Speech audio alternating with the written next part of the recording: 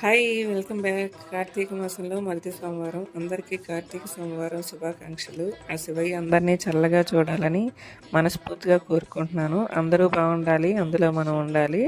నేనైతే మార్నింగ్ ఈ విధంగా పూజ చేసుకున్నాను. ఇంట్లో శివలింగం ఉంటే పంచామృతాలతో అభిషేకం చేసుకున్నా, అలాగే శివ పూజ కూడా చేసుకున్నాను. స్వామివారిని అయితే ఈరోజు మారేడు దళాలతో పూజించుకున్నాను.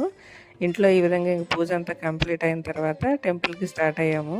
అందరికీ తెలిసిందే కదా, తుఫాన్ ఎఫెక్ట్ ఫుల్గా ఉంది. మేము వెళ్ళేసరికి ఫుల్ మబ్బు వచ్చింది.